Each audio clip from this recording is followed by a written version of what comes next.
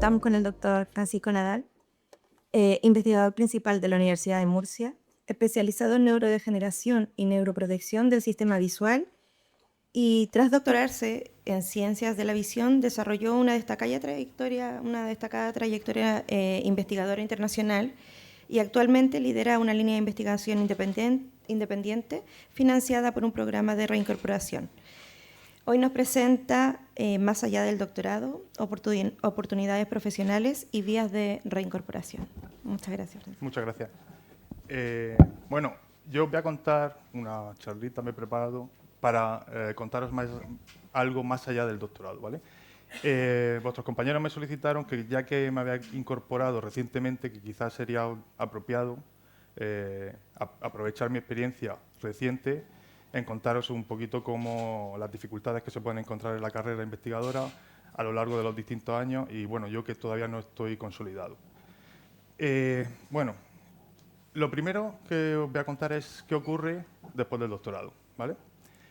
Estos son los puntos claves que vamos a ir extendiendo durante la charla y lo primero que quiero decir es que tengáis en cuenta que el doctorado ya no conduce exclusivamente a la universidad. Hay distintas opciones que ahora voy a ir detallando y luego cada uno va cogiendo dependiendo de las opciones que va teniendo y de las oportunidades que va teniendo.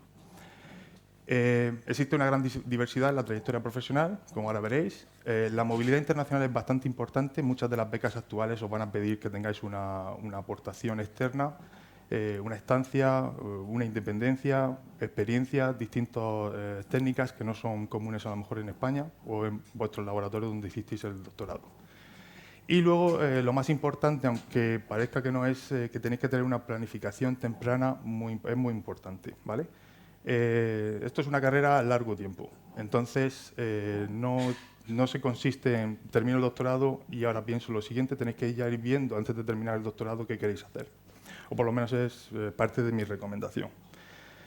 A ver, sé que tenemos una audiencia diversa, me gustaría preguntar, alzar la mano, ¿cuántos son estudiantes de TFG? Sé que, bueno, de TFG terminando el grado, sé que está Juan, de máster, ¿vale? También un poquito, de doctorado.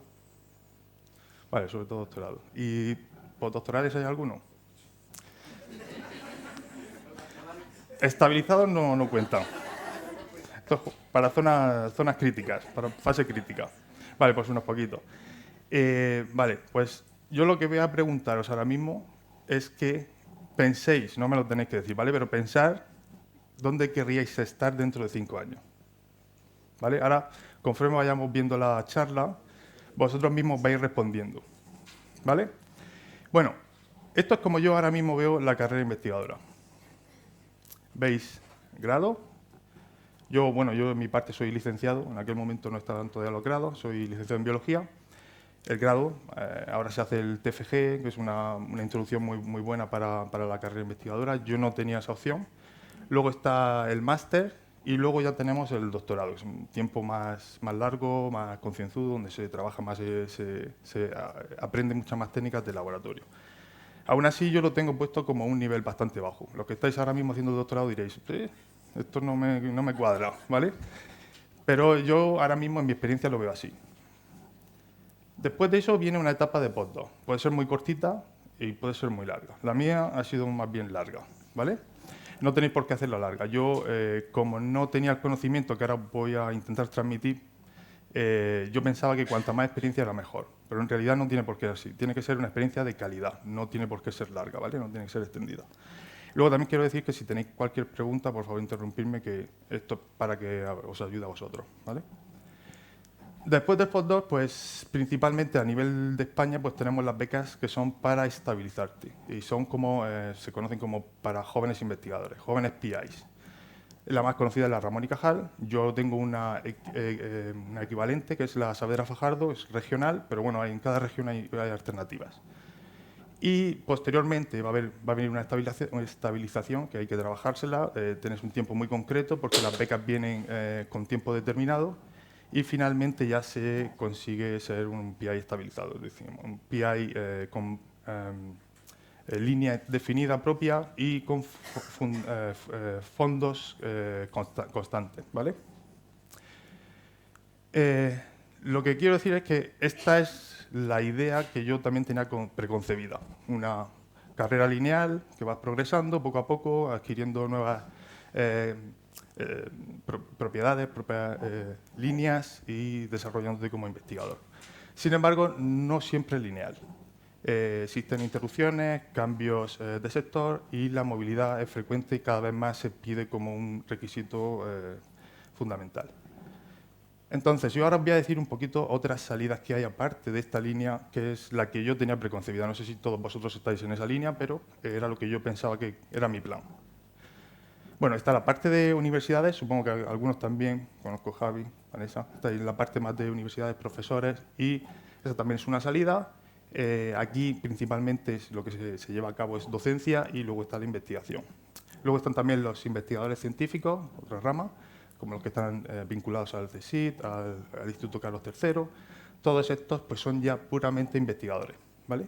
Y luego están los que se decursan hacia la parte clínica, en este caso pues, los que hacen MIR, BIR, médicos, biólogos, FIR para los farmacéuticos, que ya están vinculados a hospitales y en este caso lo que hacen es principalmente actividad asistencial, pero también tienen investigación. O sea, todos estos puntos tienen en común investigación, pero el grado de cada uno es distinto, ¿vale? Aparte de estas líneas que siguen siendo un poco las predeterminadas o las que todos tenemos como consideradas a priori, existen otras muchas más salidas, ¿vale? Está la industria, ya bien sea biotecnológica, farmacéuticas, tecnología médica y luego también ahora muy actualmente la inteligencia artificial y análisis de datos. Pues estas salidas también son distintas, se conocen un poco en nuestra rama como el dark side, ¿vale? Porque como salirte de ciencia y luego como que te metes en una empresa, la forma de trabajar es distinta, también la remuneración es más alta, pero tiene distintas connotaciones. Bueno, aquí voy a dar unos poquitos ejemplos de distintas personas que conozco, que tengo contacto directo, y así veis cómo hay salidas que no son para nada malas, ¿vale? Aquí, no sé si alguno de vosotros conocéis a Laura Campello. Ella es fue postdoctoral, estuvo conmigo en el NIH, coincidimos durante 7 años, prácticamente, yo estuve allí 9, ella llegó un poquito más tarde, se fue un poquito antes. Y ella tuvo una opción, y yo siempre hablaba mucho con ella, y yo quería volver a España, ella pues no lo tenía tan claro y le gustaba estar allí en Estados Unidos. Entonces ella buscó otras opciones y una de las opciones ella tuvo contacto, bueno, la contactaron a ella, la buscaron a Vista, una empresa a Vista, y la contrataron como directora general del Gene Therapy en Avista.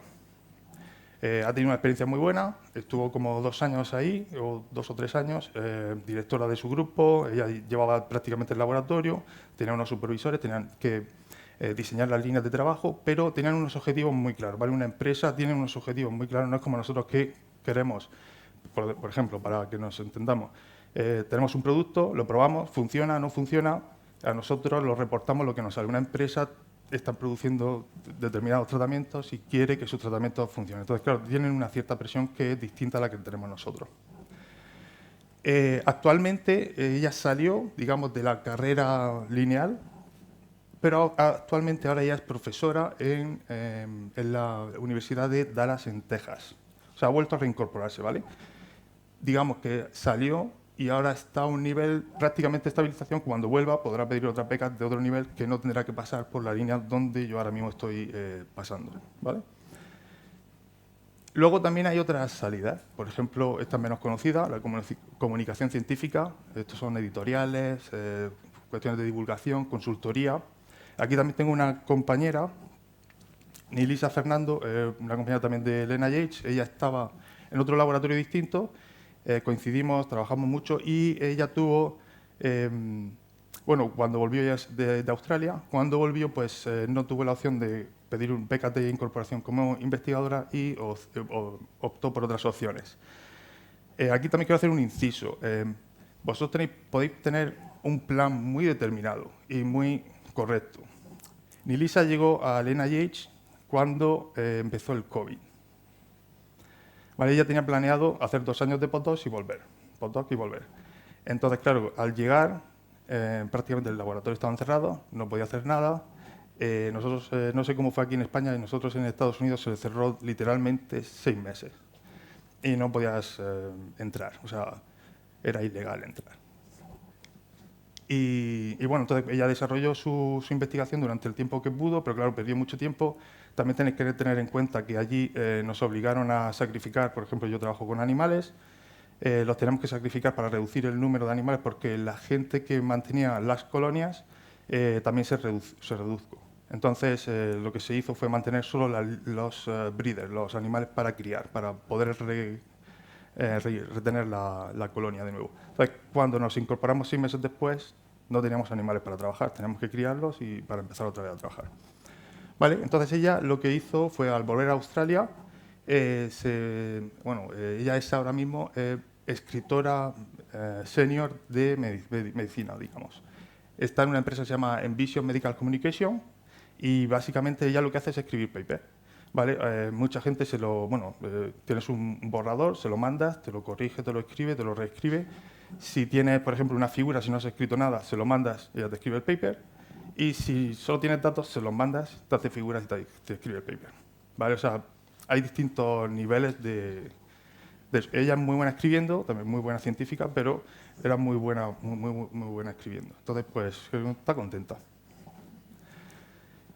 Y, ahora por último, en este apartado, también os quiero comentar de otras salidas que son de administración y gestión, agencias financiadoras, gestión, investigación, políticas científicas. Esto, lo consulté con ChatGPT, me dio eso, no sé muy bien lo que son las políticas científicas, pero sí conozco lo de las agencias financiadoras. Aquí os voy a presentar a un compañero mío, Josh. Él sí que estaba en mi laboratorio, hemos trabajado juntos mucho tiempo. Y una vez que yo ya me venía a España, él también tenía que seguir el siguiente paso, porque en el NI se puede estar X años, no se puede estar indefinido. Bueno, sí, hay otras opciones, pero bueno.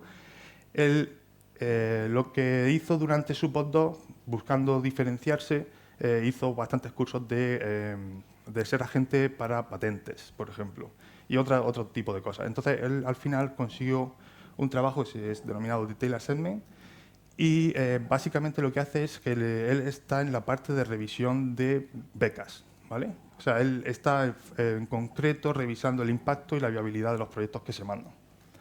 Es otra salida. Él era muy bueno escribiendo también becas. De hecho, él ha ganado varias becas. En concreto, básicamente 2 del Departamento de Defensa son bastante complejas. Y ahora está también muy contento. Lo único que pasa es que sí que es cierto que echa de menos el laboratorio. Entonces también tenéis que tener un poco claro las opciones. Todo esto, vosotros, os repito, podéis tener vuestro plan y luego las condiciones os van haciendo que el plan no vaya como debería o como en principio. Que de hecho, Laura ayer estuvo explicando que no es una línea recta. Vale. Entonces, luego también hay que tener en cuenta la competencia y el limitado número de posiciones que hay durante la carrera. Conforme vamos ascendiendo, hay menos plazas o posiciones, por lo tanto aumenta la competitividad. Esto lo podemos resumir directamente en esta pirámide, bastante genérica. O sea, tenemos en la base, originalmente, 100% de doctorado. Todos tienen absolutamente un potencial increíble para llegar a cualquier nivel que ellos quieran, ¿vale? Al principio todos partimos y somos potencialmente muy valiosos. De ahí, el 50% aproximadamente al final termina fuera de la carrera investigadora como conocemos a priori.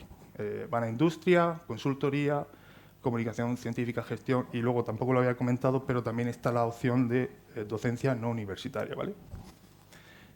Posteriormente, pues tenemos de un 20-30% que son los postdocs, que pueden extenderse en el tiempo, pero que se van reemplazando. Solo de un 5 al 10% vienen a ser investigadores independientes. Estos son profesores, catedráticos, titulares, investigadores científicos, Ramón y Cajal, establecidos, etcétera. Y finalmente, PIs hay de un 1 a un 3%. Entonces, si estamos aquí, todos doctorando, si pensamos que todos queremos ser PI, calcular. ¿Vale? Hablamos de PI, digamos que los investigadores independientes ya son PIs, pero cuando comentamos aquí como PIs son los que tienen ya una financiación competitiva sostenida, ¿vale? Una línea independiente que son, digamos, los jefes de grupo. Vale. Entonces, voy a definir un poco la carrera académica un poco por tiempos, ¿vale? Y los objetivos y los logros que hay que conseguir más o menos conforme vamos avanzando. Digamos que ahora mismo tenemos durante el grado el TFG, ¿vale? TFG, pues unos 3 meses y lo que se pide, bueno, lo que se tiene es una supervivencia una supervisión muy... Yo ya me voy a la es mi tema. Bueno, una supervisión muy alta y en este caso, vale, son 3 meses que tienes tu tutor encima, te está apoyando, explicando continuamente, te estás desarrollando, pero en realidad estás viendo cómo sería tu carrera en un futuro, si te gusta la investigación o no. Posteriormente ya tenemos el TFM, y aquí sería 1 año, ¿vale? Aún se sigue teniendo una supervisión muy alta, pero ya, por ejemplo, sí que se pide una cierta, no tiene por qué en todos los casos, pero se pide un cierto nivel de publicaciones y primer autor es lo recomendable, si no hay, no pasa nada, ¿no? En el doctorado, unos 4 años. Aquí ya se solicita o se requiere tener una independencia ejecutora, o sea, son 4 años, tienes tiempo, vas aprendiendo nuevas técnicas, te vas haciendo más experto cada vez y ya tú eres independiente. Sí que tienes tu supervisión de tu director para guiarte en ciertos nuevos planes de objetivos y todo eso. Y aquí también se pide que se publique como primer autor. Cuando digo se pide, es para la siguiente fase lo que se requiere, ¿vale? O sea, si queréis pedir una beca, ¿qué se requeriría? Pues si tienes un paper de primer autor, es bueno para seguir una beca o el siguiente contrato. Postdoc. Aquí ya se requiere tener independencia ejecutora e intelectual. Digamos que ya, aunque tú tengas a tu director que te va guiando, es bueno que yo considero es bueno que tú dentro de cada proyecto tengas tu pequeño spin-off o que propongan nuevos experimentos dentro de ese proyecto, que tú ya vayas teniendo un poco cierto de liderazgo y de independencia intelectual. Se pide ya un nivel de tener publicaciones de primero y corresponding. Eso sería lo recomendable, ¿vale? Yo todo esto no lo sabía a priori, ahora ya lo veo claro. Y luego ya llegamos a la fase en la que estoy yo ahora mismo. Digamos que soy un PI joven, aunque lo de joven es como se cataloga. Es un periodo de 4 o 5 años, no lo he dicho antes, pero el postdoc puede ser de 2 hasta 10 o incluso más, no tiene límite, pero no es recomendable extenderse mucho en el tiempo. De hecho, ya os digo que mi postdoc fueron 9 años y creo que no es lo recomendable ahora. Ahora ya lo veo que no es recomendable. Es mejor venir un poco antes, que te consideren todavía joven y así puedes tener más opciones en ciertas becas. ¿Qué se requiere a un PI joven para intentar conseguir la estabilización? En este caso ya se pide independencia científica y financiera, ¿vale? O sea, normalmente, yo en mi caso, yo ya vine con una beca de reincorporación, ya tengo una financiación previa, pero si consigues durante ese periodo alguna financiación extra, es muy bueno, ¿vale? No siempre es necesario, pero es muy bueno. Publicar ya como senior. Esto es crítico porque es lo que te exigen como para comprobar tu independencia y tu liderazgo. Y también te piden que intentes formar o empieces a tener esbozos de que has formado tu grupo independiente, porque aquí lo que quieren ver es si tú eres capaz de llevar un grupo, liderar un grupo y así te estabilizan, ¿vale? Entonces, durante la carrera investigadora, como podéis ver, hay distintas fases y es una acumulación de esfuerzos, de años. Como mucho, siguiendo este plan, puede ser unos 20 años. Por el término corto pueden ser unos 10 años. ¿Vale? Recordad que os he dicho pensar dónde querríais estar en 5 años. Una pregunta. ¿No es conveniente que a nivel de postdoc empieces ya a dirigir o TFGs o TFMs? Sí. Yo esa parte, bueno, sí, no... Tú tienes más experiencia que yo. Me puedes corregir en cualquier momento. Sí, yo no lo he incorporado porque luego también hay... en mi caso, yo estaba en un centro que era puramente científico. No tenía acceso a estudiantes. Entonces, sigue el requisito, es bueno, es incluso mejor si lo tienes a nivel de postdoc, pues ya a nivel de PI joven ya tienes algo adelantado, como bien has mencionado, Pedro. Yo en mi caso no tenía la opción, ¿vale? Pero es recomendable, sí, altamente recomendable. De hecho, es parte de lo que yo estoy flojo. O sea, mi perfil es flojo en ese sentido, porque no tuve opción de codirigir tesis y otro. Tenía estudiantes, los llevabas tú, digamos, pero no tengo un papel que diga que yo he sido director de una tesis, porque los estudiantes tampoco es que estaban haciendo tesis, eran post-bac, que es una fase en Estados Unidos intermedia a terminar la carrera, terminar el instituto y entrar a decidir qué carrera hacer. Entonces, muchos de ellos hacen un año de post-bac en el que publican y entonces pueden acceder a universidades mejores, ¿vale? Hay muchos casos que prefieren hacer ese año porque luego les da un salto doble.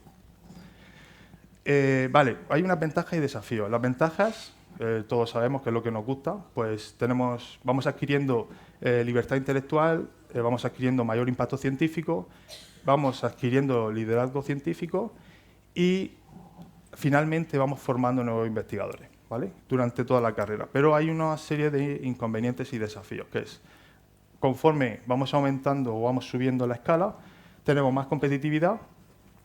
Hay un apartado bastante importante de tener movilidad geográfica, ¿vale? Porque siempre piden que tengáis una experiencia distinta a la propia de vuestro laboratorio de referencia, de origen.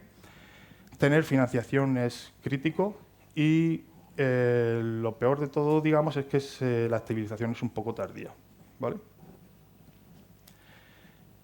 Bueno, vamos a centrarnos en el postdoc. Lo primero que quiero dejar claro es que el postdoc no lo consideréis como una extensión del doctorado. Eso sería un error, porque lo que os van a pedir en el doctorado es que aprendáis nuevas técnicas, básicamente es técnicas nuevas, ampliar red de contactos, o sea, que estéis en otros centros y podáis tener múltiples colaboraciones. Es muy importante publicar estratégicamente, o sea, no es simplemente publicar continuaciones de trabajos previos o siguiendo la línea, es publicar en lo que en el futuro yo quiero hacer como PI. Si vamos en esta línea, tenéis que intentar ya empezar como a liderar un poquito un spin-off a lo mejor del proyecto que tiene en el laboratorio donde tú estás. Aquí viene la parte de independencia científica, tiene que haber brotes y luego pues tenéis que construir un perfil propio, o sea, que se identifique que vosotros tenéis una línea de trabajo que es genuina vuestra. Eso sería lo ideal. En mi caso, por ejemplo, os digo un poquito en principio, aunque luego esto cambió, yo empecé, mi tesis es en degeneración y neuroprotección de células gangliosas de la retina, modelos de lesión de nervio óptico, modelos de glaucoma, distintos modelos, aunque luego trabajamos un poquito en un laboratorio, es bueno colaborar. Cuando yo empecé a hacer mi postdoc, el laboratorio donde fui estudiaba mecanismos de neuroprotección, o sea que es la misma línea, pero el mismo concepto que es la línea que yo quiero trabajar en neuroprotección, pero sí que cambiaba y no era supervivencia como tal, sino estudiar mecanismos de neuroprotección, y en este caso era con el PDF, que es el factor derivado del epitelio pigmentario, y esto me cambiaba también la línea de modelos de lesión, modelos de neuroprotección, administración de drogas, para hacer neuroprotección de conos y bastones. Luego ya os contaré que en realidad al final no terminé haciendo esto, sino que tuve que dar otro salto y cambiar otra cosa.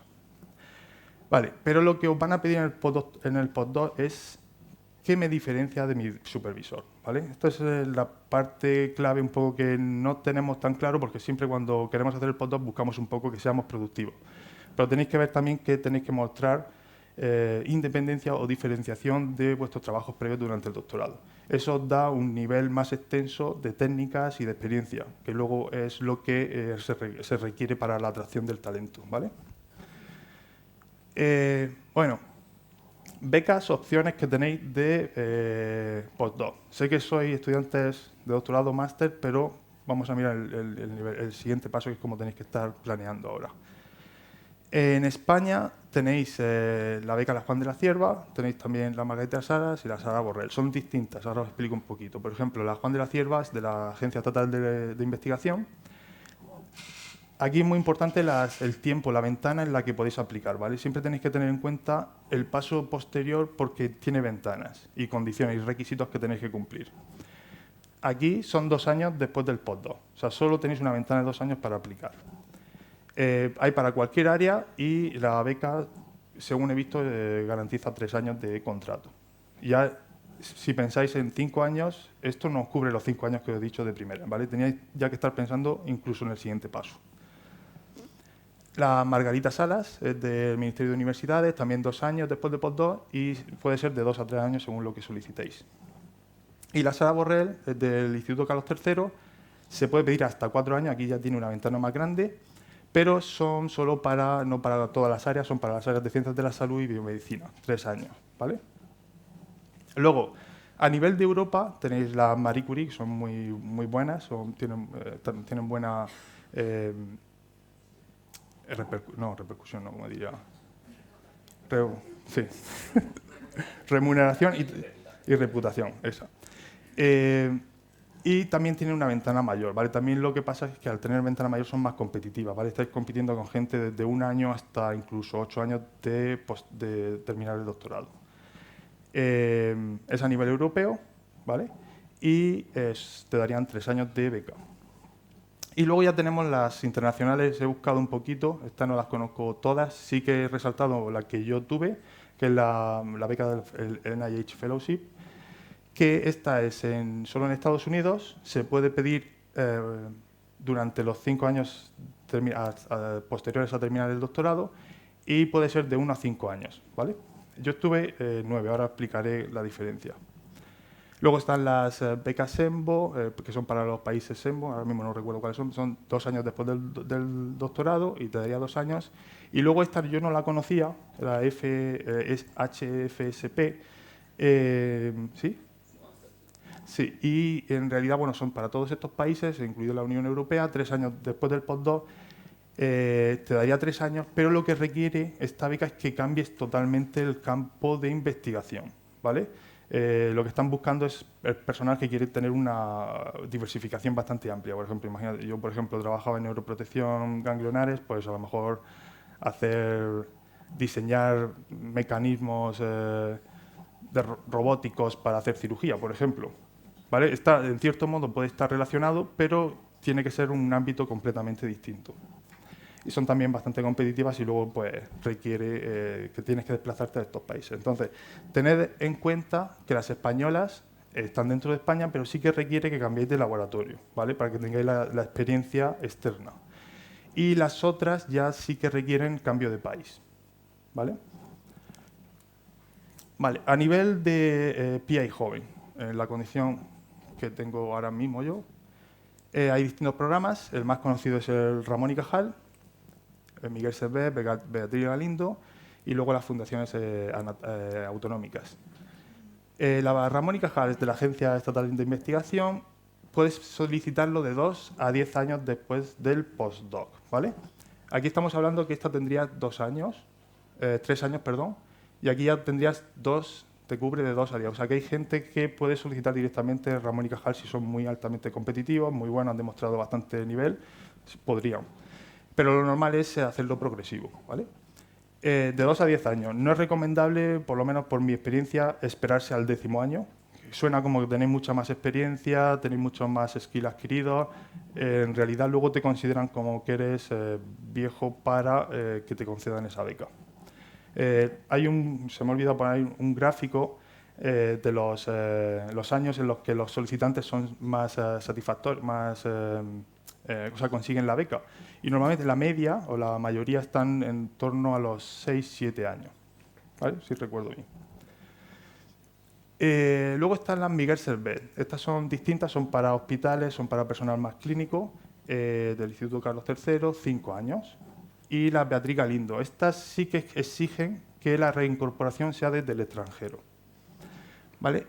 Hay 2 modalidades, una de menores de 7 años después del postdoc, del doctorado, perdón, y para senior a partir de 7 años. Son bastante competitivas y, si recuerdo bien, exigen que cuando las solicitas tengas incluso experiencia docente. De hecho, en la propuesta tenéis que tener un plan docente para solicitarlo, no solo un plan investigador, sino un plan docente. Yo, de hecho, por eso no la solicité. Y luego ya están las que son a nivel regional. que es la que yo tengo ahora mismo. Por ejemplo, están las ICREA, que creo que son de Cataluña, estas están muy bien porque son indefinidas, y luego la Saavedra Fajardo, que es una variante regional de la Ramón y Cajal, teóricamente. Se puede solicitar hasta 12 años después del doctorado y para cualquier área. Y luego aquí nos he explicado la Ramón y Cajal, tanto que la Ramón y Cajal como esta que tengo yo, la Saavedra Fajardo, son 3 más 2 años. O sea, suena como que tienes 5, pero en realidad son 3, evaluación y la siguiente parte de la beca. ¿Qué es lo importante? Estas becas te facilitan el retorno y la estabilización, pero no la estabilización, aunque yo lo tenga aquí puesto, o sea, te facilitan, pero no te la garantizan, ¿vale? Tenéis que conseguir, que ahora os lo explicaré, el certificado R3, que es ahora mismo lo que yo tengo en mente. Bueno, buscando información para la charla vi este PDF, está muy bien, que ese es el Career Path, la edición esta del FECID. Está muy bien porque te determina, según en el rango en el que estás, según el trabajo que tienes o el contrato, en qué posición para conseguir el R3, que es el certificado de este requisito que se tiene que tener para consolidarte, estás. Por ejemplo, bueno, aquí está para los que son investigadores puros, aquí está para, por ejemplo, el profesorado universitario, y solo por algunos ejemplos, que creo que a lo mejor habrá algunos aquí presentes, por ejemplo, ayudante doctor equivale a este rango y equivaldría a un R2. Un R2, no sé si lo sabéis, ¿sabéis lo que es un R2? No, un R2 es un postdoc que ya ha terminado, o sea, cualquier postdoc que ha terminado el doctorado ya se considera R2, ¿vale? No hace falta tener un certificado. Yo ahora mismo soy un R2. Y luego, por ejemplo, profesor permanente laboral, lo que antiguamente también se conocía como profesor contratado doctor, equivale a un R3. Ahora bien, yo de momento, bueno, cuando me reincorporé solicité el profesor ayudante contratado doctor y yo pensé, digo, bueno, pues si tengo esta posición, prácticamente, digamos que ya estoy en posesión del R3 o lo tendría más accesible, pero no es así. A la inversa, sí. Si tienes el R3, te conceden automáticamente el permanente laboral. Pero si tienes el permanente laboral, no te conceden el R3. ¿Vale? Porque R3 es carrera investigadora. Estamos hablando de profesorado. ¿Vale? Entonces, no es exactamente lo mismo, aunque yo entiendo que facilitará el tránsito, la transferencia. Luego, por ejemplo, profesor titular es similar, en este tipo de valoraciones, similar a contratado doctor, y luego ya, por ejemplo, catedrático sí que tendría un nivel R4, pero sospecho que será similar. Ser catedrático a lo mejor no te da el R4, pero si tienes el R4 sí te da acceso a ser catedrático, posiblemente. ¿Es así, Pedro? Sí.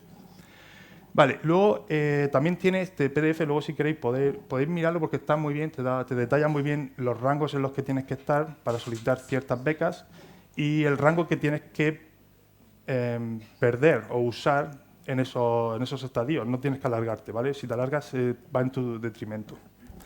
Entonces, por ejemplo, aquí no se ve bien, pero bueno, voy a decir que este sería la Juan de la Cierva, la beca Juan de la Cierva. Vienes con un contrato de estudiante predoctoral. Juan de la Cierva, una vez que ya eres postdoc.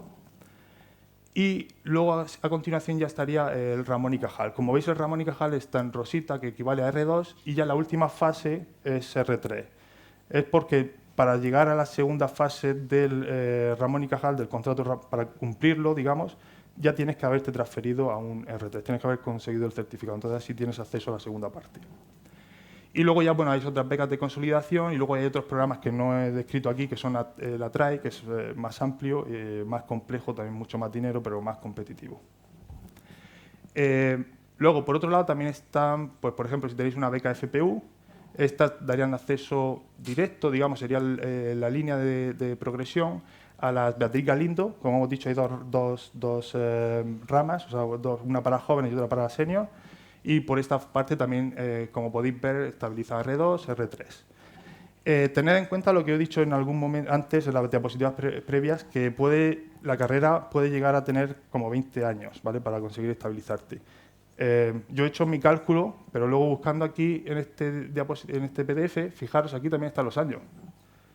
¿Vale? Son prácticamente 20 años. Pero bueno, no os estreséis, ¿vale? Estamos en ello. Y no tenéis, siempre podéis hacer las cosas, cuanto más cortito hagáis la transición de un perfil a otro, pues mejor, ¿vale? Venga, ahora con la Ramón y Cajal en concreto. Esta ya os he dicho que penséis en 5 años, pues ya esta os entra en el rango a los que estáis con el doctorado, ¿vale? Como os he dicho, es un contrato de 3+2. Es engañoso porque no son 5 años. Yo prefiero poner 3+2, porque yo tengo un contrato similar y pienso que tengo 5, pero no. Te da financiación inicial prácticamente por año, pero si no pasáis el corte y tenéis el certificado del tercer año, se pierde la financiación de los 2 últimos, ¿vale? No la proporcionarían. ¿Qué se va a evaluar cuando tienes una Ramón y Cajal? Lo que se busca es que tengas producción científica. Ahora, producción científica, por ejemplo, en mi caso, digamos que pensaba pues, a producir muchos papers. Eso aquí no cuenta. Y ahora después lo vais a entender. Lo que se busca es que tengáis más calidad que cantidad, ¿vale? Y esto es muy crítico, muy, muy crítico. Yo no lo sabía y ahora lo sé y digo, bueno, habrá que apretar el culo ahora. Bueno, liderazgo. Se pide que tengas ya autoría senior y supervisión de estudiantes, que lo ha mencionado antes Pedro, ¿vale? Muy, muy importante porque es la forma de transmitir que eres capaz a hacer un nuevo grupo, liderarlo, nuevos estudiantes, futuros trabajos. Independencia. Tenéis que tener línea propia. Lo ideal es que tengáis un trabajo o una línea de trabajo bastante diferenciada del grupo donde os incorporéis, ¿vale? Si, sobre todo, por ejemplo, en mi caso, yo me he incorporado a mi grupo donde hice el doctorado.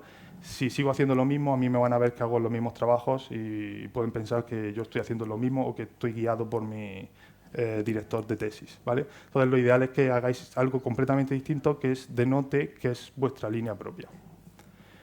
Financiación, pues como os he dicho, aporta financiación la beca, pero si conseguís alguna financiación extra es buenísimo, es de lo mejor, ¿vale?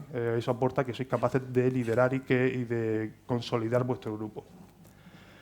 Internalización, bueno, como he dicho, estancia fuera, cualquier cosa os ayuda. Y la evaluación, esta es la parte que yo considero ahora mismo crítica, y es que hay que conseguir el certificado R3 para poder pasar a la segunda fase del contrato. En este caso Ramón y Cajal, en mi caso es lo mismo, ¿vale? Entonces, aquí os quería decir un poquito estrategias que tenéis que tener para que a la hora de reincorporaros, si salís al extranjero o salís a otro laboratorio, podáis reincorporaros a vuestro grupo. Esto es bueno que lo tengáis planeado antes de volver, no que lo penséis después ni prácticamente cuando estéis solicitando alguna beca de reincorporación. Tenéis que identificar las instituciones que queréis volver, ¿vale? Eso es bueno porque si vosotros queréis volver, por ejemplo, yo estuviera en Murcia y quiero volver con Pedro a Madrid, pues lo ideal sería buscar una línea que no sea exactamente la que hace él, pero que colaboren, que enlacen bien, ¿vale? Entonces así sí se hacen sinergias. Negociar recursos. A la hora de volver es bueno que siempre habléis con los grupos de recepción, que os vayan a aportar un laboratorio, que os vayan a aportar cierta maquinaria. Todo eso es importante porque venís con una financiación muy limitada. No tenéis una financiación como para hacer experimentos que vosotros tengáis en vuestra cabeza. Tenéis que hacer lo que podáis hacer con el dinero que tenéis. Construir colaboraciones, solicitar financiación extra, esto te amplía el rango de estudios que podáis hacer. Y mantener visibilidad científica, o sea, que vayáis a congresos, participéis en mítines, cualquier cosa de ese tipo te mantiene en la ola y colaborando, conocéis nueva gente. O sea, al final, si veis, es un círculo que tenéis que mantener todo. Algunos errores típicos, por no decir míos. Volver sin estrategia clara. A ver, yo sí tenía estrategia clara, pero no cómo hacerla. O sea, yo pensaba, pues voy a llegar y voy a poder hacer todo lo que quiera. Pero claro, mi proyecto de reincorporación es con ardillas de tierra que hibernan, que no hay aquí. Entonces, el proyecto era muy interesante, pero los animales es imposible. O sea, no sé cómo... Bueno, he tenido que buscar alternativas. De momento estoy buscando la posibilidad de hacerlo con lirones, que también hibernan. Ahí en Europa es un modelo distinto, lo cual me viene bien, pero claro, yo no lo tenía premeditado a priori. Entonces he perdido tiempo. De hecho, todavía no los he conseguido y ya ha pasado un año y medio de mi beca. Vale, eso es bastante crítico, porque si lo tenéis definido y tenéis algo avanzado, vais rodado. Si no, es una piedra, una curvita, otra curvita, y al final te pierdes en el bosque. Depender exclusivamente del CIVI. Esto me refiero que no dependáis de lo que ya tenéis, ¿vale? No de las publicaciones previas, incluso si son buenas, no. Lo que vale son publicaciones nuevas. Durante vuestra etapa, la que sois Ramón y Cajal, o otras becas asociadas similares, tenéis que tener publicaciones de líder, de senior, y que sean independientes, ¿vale? O sea, no os quedéis que ya lo he hecho todo. O sea, siempre hay que seguir mejorando. No desarrollar la independencia científica viene a ser lo mismo, ¿vale? Que tengáis vuestra propia línea. Y también es bueno que hagáis mucho networking, porque eso también te da pie a hacer otras colaboraciones que sean independientes de vuestro grupo, desarrollar, ampliar vuestros estudios, que sean mejores, y aquí lo que se pretende es que tengáis buena calidad, no que tengáis mucha cantidad, ¿vale?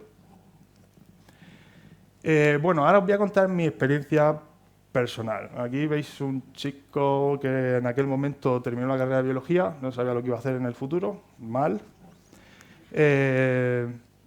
como originario de Murcia. Y bueno, pues terminé. Yo sí que me gustaba trabajo de laboratorio, lo tenía claro, hice biología, pero hice la rama biotecnológica biosanitaria, y sí que me gustaba mucho, me llamaba el laboratorio.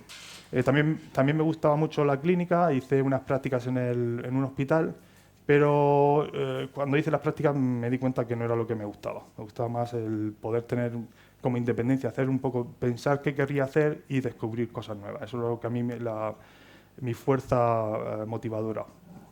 ¿Vale? Entonces, lo que hice fue hacer el máster de investigación en Centros de la Visión, en Ciencias de la Visión, que creo que muchos de vosotros estáis o lo habéis pasado en ello. Y este es mi primer póster derivado de mi máster. Aún tenía pelo. Como podéis ver, ahora vais viendo la fase conforme va aumentando el estrés y se va perdiendo un poquito el pelo, va bajando a otro lado.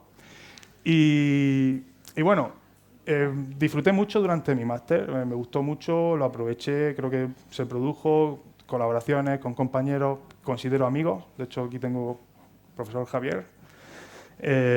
Y la verdad que se disfruta mucho. Es una parte que si os sentís estresados, olvidadlo, porque va a venir fuerte. Vale, entonces hice el máster y luego ya me matriculé en el doctorado. Entonces, durante el doctorado hice una estancia de 3 meses que te recomiendo, no es obligatorio, pero para si queréis tener el doctorado a nivel europeo o internacional, es bueno que tengáis una estancia de 3 meses mínimo.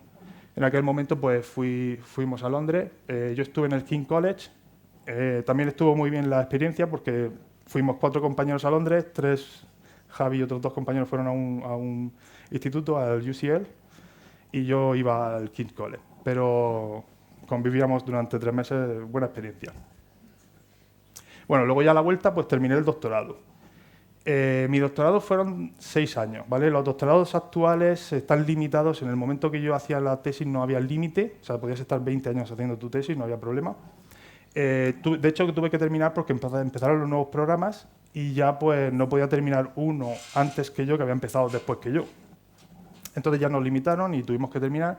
Y aquí ya se ve un poquito empezar a perder un poquito de pelo, ¿no? Bueno, cuando completé el doctorado, pues entonces ya pensé en hacer el postdoc. No tenía nada pensado, eso fue mi primer error, digamos. Es bueno que durante vuestro doctorado, por lo menos la parte final, tengáis ya una opción o laboratorios que os gustaría ir, que hacen cosas que os gusten, pero yo sí que os recomiendo que no sea exactamente lo que vosotros hacéis. Pues lo típico de un doctorado es que leéis muchos papers, ¿no?, para escribir vuestra tesis, y muchos son similares, hacen cosas bonitas, nuevas técnicas, pero es muy, muy similar a lo que vosotros hacéis, porque es lo que se busca, ¿no?, para las referencias bibliográficas y todo esto. Lo ideal es que no sea exactamente lo mismo, ¿vale?, que sea una línea un poco distinta. Y en mi caso, pues yo fui a los NIH, a los Institutos Nacionales de Salud de Estados Unidos, y bueno, aquí he puesto una foto, y yo tuve 2 fases, ¿vale? Como os he dicho, el postdoc en Estados Unidos, la beca que yo conseguí era, bueno, que me ofrecieron, son 5 años, ¿vale? Ahora yo aquí sí que quiero decir una experiencia personal, ¿vale? yo fui a un laboratorio porque este PI ofreció, digamos, conoció a don Manuel, que era mi director en aquel momento, y ofreció, pues, si tenía algún postdoc, o un estudiante que hubiese terminado el doctorado. Y yo conocí al PI, muy buena sensación, muy bueno, todo perfecto. Y aparte yo tenía mucho miedo de salir al extranjero porque mi inglés no era muy bueno. Entonces esta persona era de habla española. Entonces dije, pues perfecto, así tengo, si no me aclaro muy bien, pues tengo por lo menos un poco de facilidades.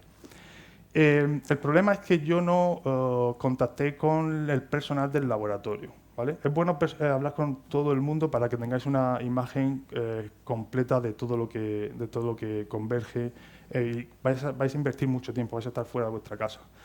Entonces, lo que me pasó a mí es que yo esta persona buscaba una persona que trabajase con animales de experimentación y yo, bueno, cubría el perfil. Pero claro, cuando yo llegué allí, lo que yo no sabía es que no había un protocolo para poder trabajar con animales.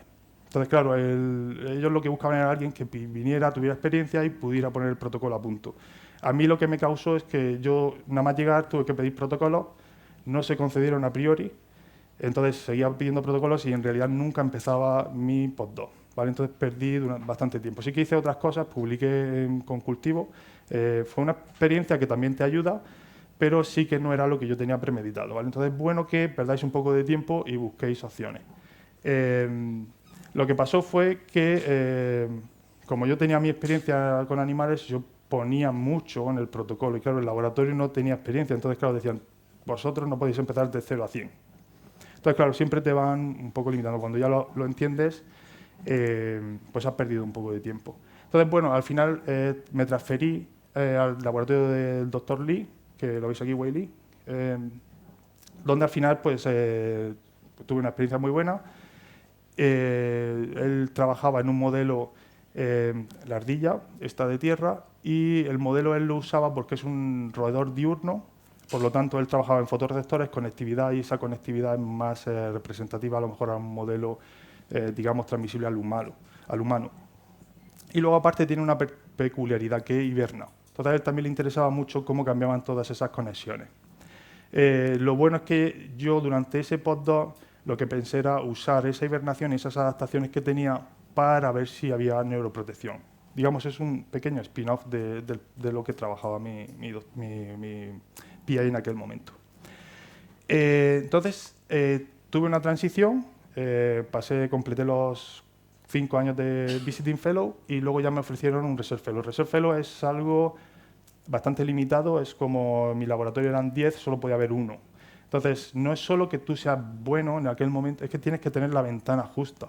Entonces, yo justo un par de años antes terminó un compañero y ya Wei me lo ofreció. Entonces, yo ya sabía que si quería podía seguir y fue mi decisión. Yo creo que acertada porque en aquel momento yo lo que pensaba es que quería tener adquirir más skills, más técnicas, más experiencia externa y pensaba que eso me iba a apoyar mucho, me iba a aportar mucho a la hora de volver. El problema es que lo dilaté mucho en el tiempo y creo que ahora, a día de hoy, creo que era mejor haberlo hecho un poquito más corto. Y bueno, ya finalmente, pues de vuelta a Murcia, ya con la beca esta Saavedra Fajardo. Yo pedí la Ramón y Cajal, no me la concedieron, solicité esta y en un mes me la concedieron y fue como, sí. Yo pensaba que iba a tener un año de margen, pero la extendí, la tuve que extender, tuve que solicitar extensiones y al final me lo concedieron.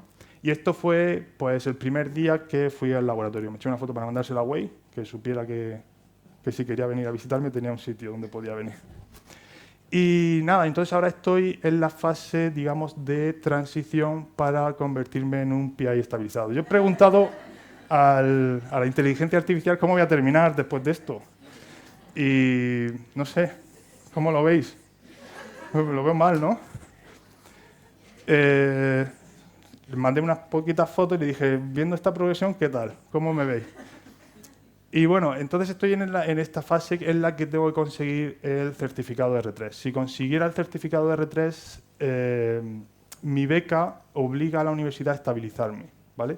Si no consigo el R3, estoy fuera. ¿Vale? O sea, esto es todo o nada, bastante estresante. Bueno, entonces yo quiero hablar un poquito del R3, porque el R3 La suerte que tuve es que uno de mis directores de tesis, yo estaba todavía en Estados Unidos, me dijo, ¿por qué no intentas solicitar el R3 que lo vas a necesitar en el futuro? Yo todavía no tenía planeado todavía volver.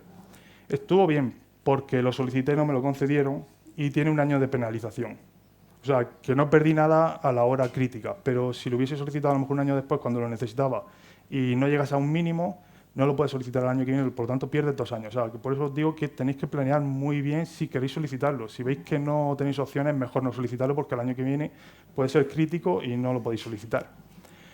Esta es la página web, el certificado es de la Agencia Estatal de Investigación. Bueno, no os he preguntado, ¿alguno conoce lo del certificado de R3? ¿Tenéis conocimiento? ¿Sí? ¿Sí? Vale, algunos han pasado por ahí. ¿Lo habéis pasado? ¿Estáis en ello? Vale, te entiendo. Bueno, pues esta página accedéis si tenéis un par de accesos, cómo presentarla y la documentación. Bueno, la documentación es todo esto, pero no os tenéis que abrumar. En realidad no es muy complicado pedirlo, pero lo que hay que ponerlo muy, muy bien. Es muy estratégico. Tienes que saber cómo decir las cosas. Consta básicamente de un currículum vitae abreviado, luego tienes todas las instrucciones y una memoria de la trayectoria. O sea, no tienes que pedir un proyecto, tienes que venderte tú, ¿vale? Y luego, bueno, lleva pues, más información de cómo rellenar ciertos apartados. Esto es como van a evaluar si tuvierais que solicitar el R3. Tiene un apartado de publicaciones que va de 0 a 40, un apartado de liderazgo e independencia, que es el crítico, el apartado crítico, porque hay que llegar a un umbral de 30. Si no se llega a un umbral de 30, da igual que tengáis los puntos. Y luego tiene el apartado de internacionalización, que son máximo 20 puntos. ¿Cómo funciona? Tenéis que tener en total 80 puntos, pero incluyendo 30 en liderazgo e independencia. Luego ya puede ser que tengáis 40 y 10 o cualquiera, pero tenéis que llegar a 80 incluyendo 30. Y si no llegáis a 60 puntos, el año que viene no podéis solicitarlo. Vale. Bueno, esto es un poco privado, pero bueno, no me importa compartirlo. Yo he solicitado el R3 2 veces, aquella que os dije antes de que lo necesitara, no me lo concedieron, no llegué al límite, me dieron 58 puntos, necesitaba 60, no pasé. Al año siguiente no pude solicitarlo, pero no había problema. Lo solicité el año pasado cuando volví y ya sí que he pasado el corte, pero no llego al mínimo de 80, me quedé con 66 puntos, o sea que todavía me queda. Y la parte crítica es que sí tengo puntuación suficiente en los apartados de publicaciones y de internacionalización, pero no llego en la parte crítica. Entonces ahora tengo que focalizarme en esa parte.